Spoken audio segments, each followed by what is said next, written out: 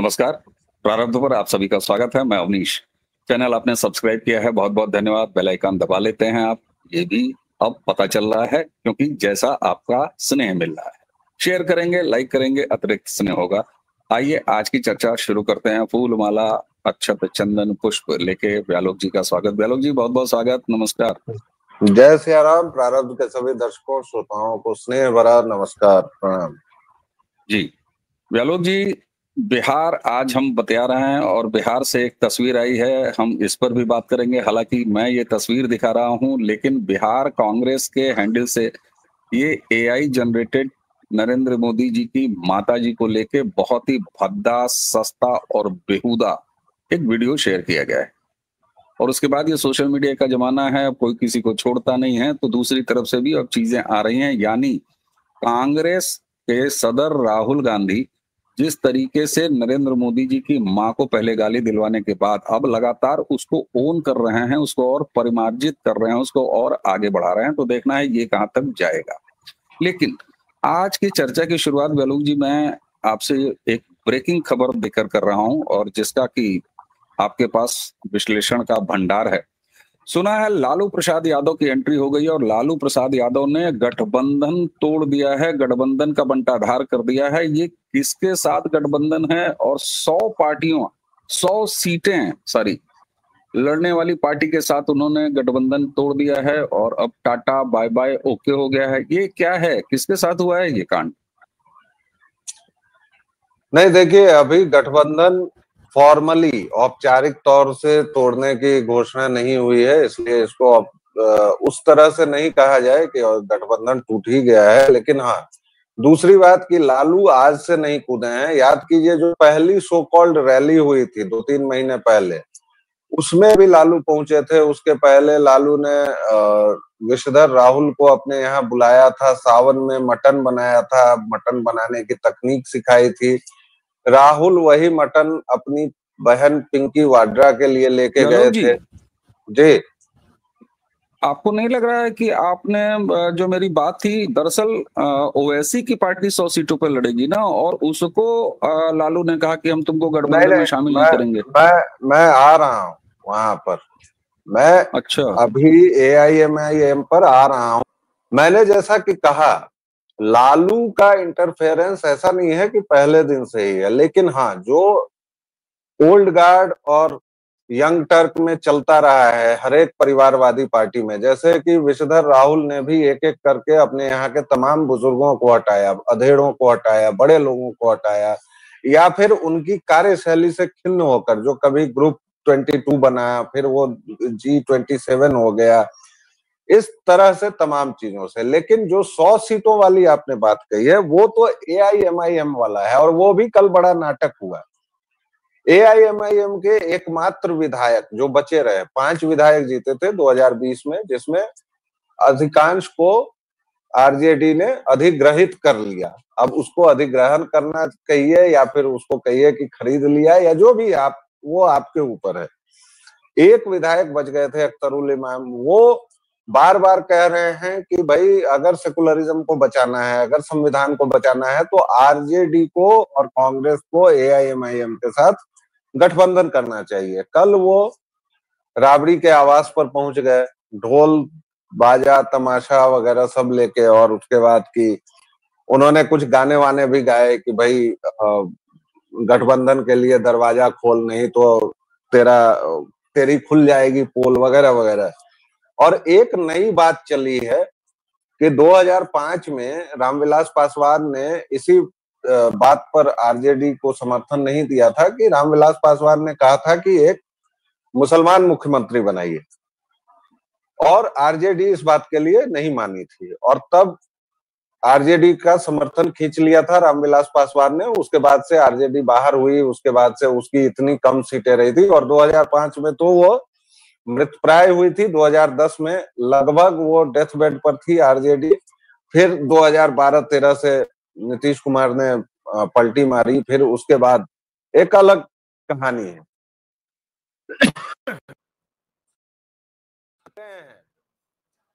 लालू इस बात को अच्छी तरह से जानते हैं कि वो चाहे कितना भी कर दें, अगर वो जब तक अपने नियंत्रण में चीजों को नहीं रखेंगे, तेजस्वी से चीजें संभलने वाली नहीं है। इसलिए आप देखिएगा कि चाहे मंच हो, चाहे रैली हो, चाहे कुछ भी हो। और आपको मैं एक आज राज की बात बताऊं, वैसे ये कोई बहुत राज वाली बात भी नहीं है। मैं आपको आज केवल ये बताना चाहता हूं कि राहुल के साथ जो तेजस्वी घूमे हैं, उससे भी लालू प्रसाद यादव बहुत प्रसन्न नहीं थे, क्योंकि हम लोगों ने वो 15 दिनों का उनका नाच गाना पूरा घूमने का कार्यक्रम देखा है। उसमें एक तरह से सीधी सी बात ये तय हो गई कि कांग्रेस ने एक एज ले ली, कांग्रेस ने अपनी तरफ से बढ़त ले ली। और अब वहीं से मैं उस पूरी बात को ले आ रहा हूं जो आपने कही थी ना कि 100 पार्टी वाली, 100 सीटों वाली पार्टी। तो एक तो एआईएमआईएम वाला हो गया जिसने अब घोषणा कर दी है कि हम 100 सीटों पर लड़ेंगे, चलो तुमने नहीं किया तो अब ठुकरा के मेरा प्यार मेरा इंतकाम देखेगी टाइप से, ये एआईएमआईएम का है। लेकिन कांग्रेस के साथ भी चीजें ठीक नहीं है, ये मैं एक नई बात कह रहा हूं।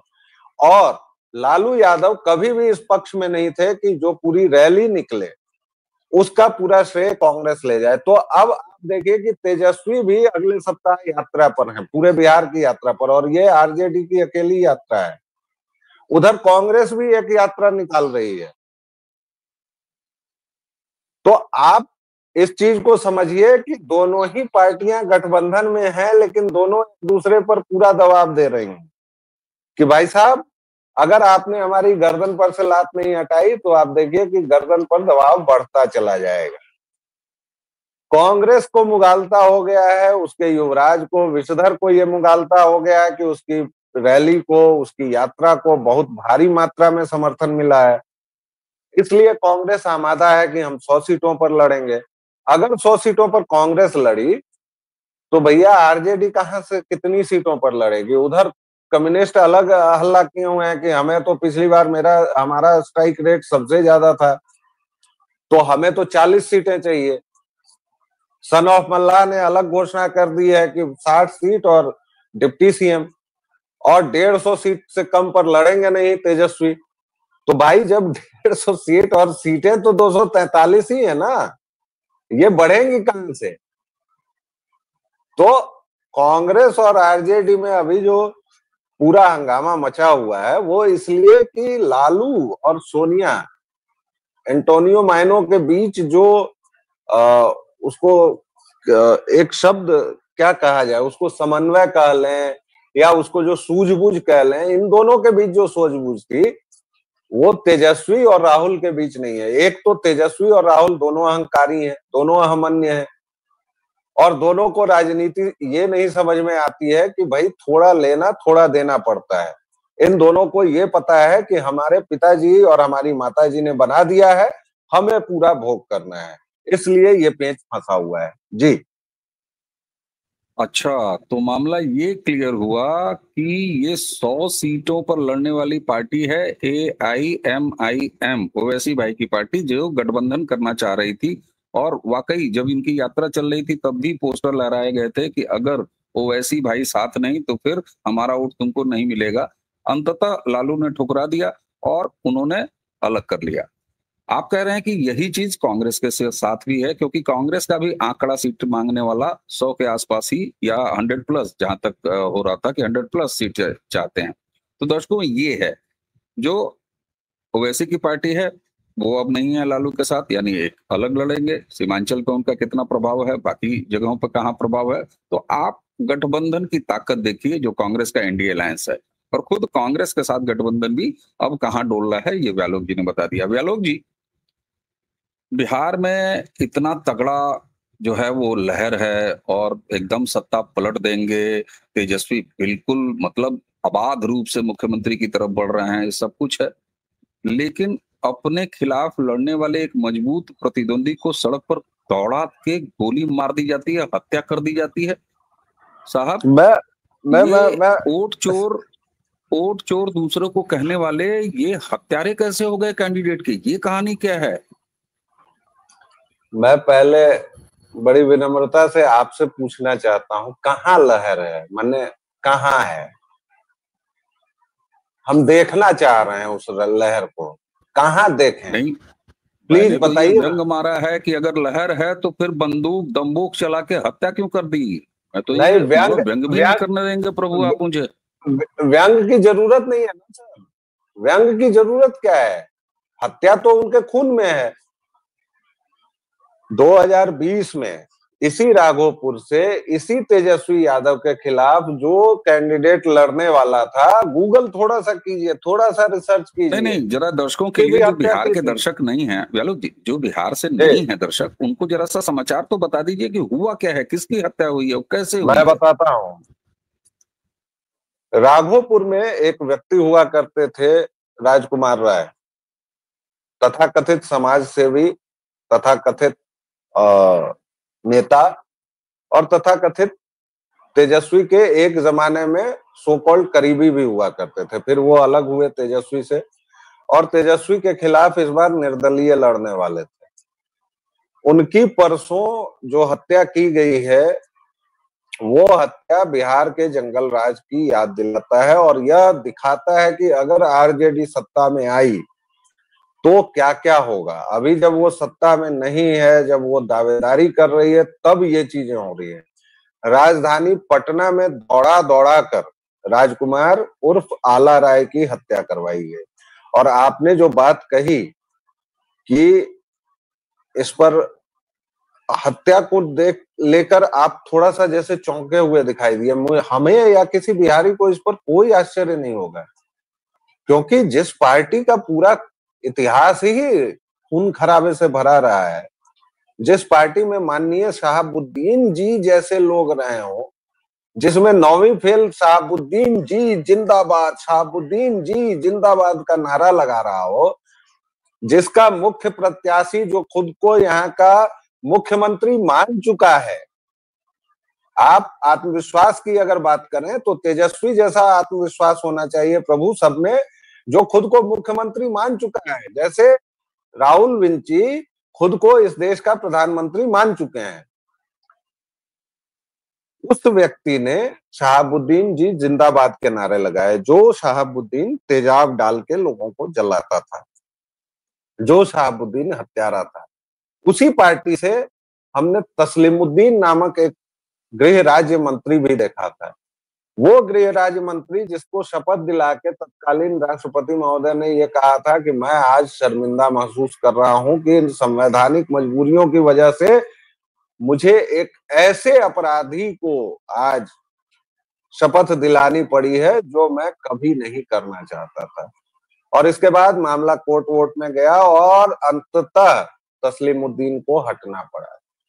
जिस पार्टी ने तेजस्वी यादव को बड़ा और तेज प्रताप यादव को छोटा कर दिया हो अपने हलफनामों में, अपने कागजातों में, 8 महीने बड़े हैं तेजस्वी, और ये पूरी बेशर्मी से चल रहा है, उस पार्टी से आप ये उम्मीद भी न करें कि वो छोटा मोटा हत्याकांड में इन्वॉल्व हो जाए। तेजस्वी के खिलाफ आप कैसे लड़ सकते हैं भाई?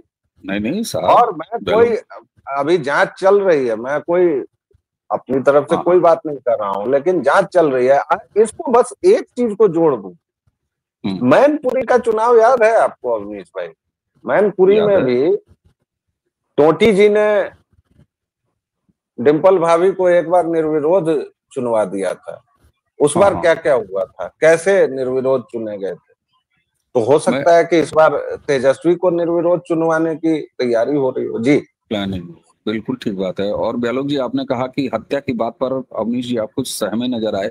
बिल्कुल नहीं साहब, 2017 से पहले उत्तर प्रदेश में भी हमने यही देखा था लगातार। और मैं तो उत्तर प्रदेश के पूर्वांचल के उस हिस्से से आता हूँ जहां जो है वो कितने कारनामे रहे हैं माफियाओं के, तो ये कहने वाली बात नहीं है। सहमा नहीं, लेकिन आज के समय में भी दौड़ा दौड़ा के गोली मार दी जाती है किसी प्रतिद्वंदी को। आश्चर्य, मैंने आश्चर्यित कहा।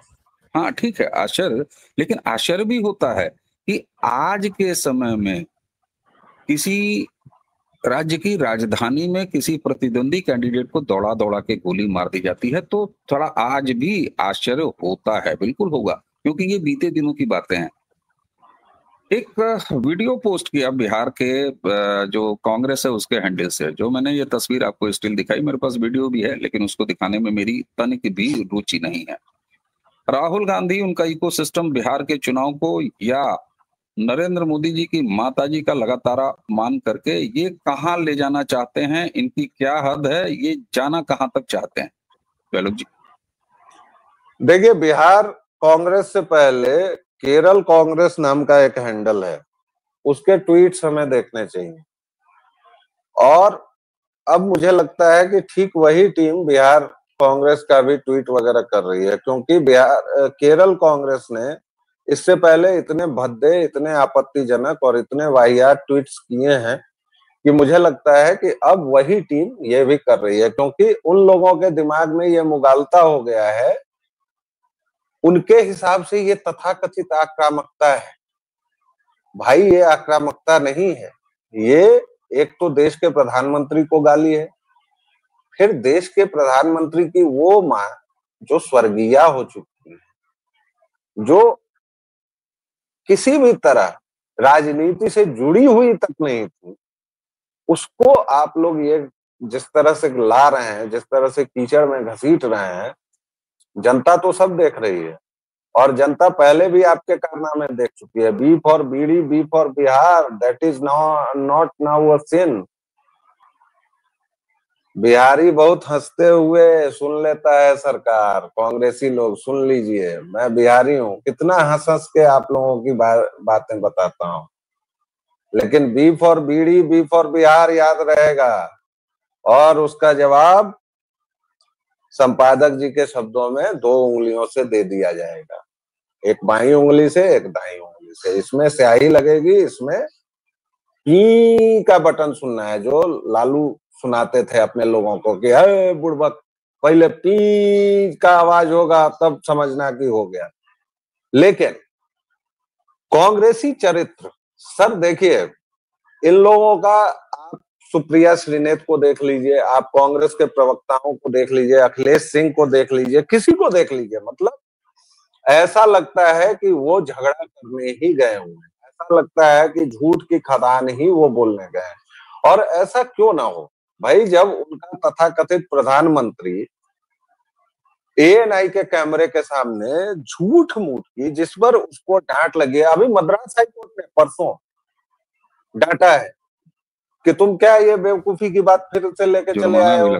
सिर्फ डांटा नहीं है, जुर्माना भी लगाया, जुर्माना भी लगाया है। और इसके बावजूद इसकी बेहयाई देखिए, इसका लुच्चापन देखिए कि ये लगातार वोट चोर गद्दी छोड़ ये दिखाओ। और इससे उसे लगता है कि मैं बहुत कूल बन गया हूँ, मैं जेन जेड का एकदम प्यारा बन गया हूँ। भाई मेरे, जेन जेड के प्यारे तुम नहीं बन रहे हो। बिहार में आओ, लड़के लड़कियां राहुल का नाम सुनते ही ऐसा 50 साल से ऊपर के अधेड़ को जेन जेड का ये घंटा बन रहे हैं, अभी तक औपचारिक रूप से अपनी शादी का ऐलान नहीं किए हैं, तो ये जेन जेड बने घूमे हैं।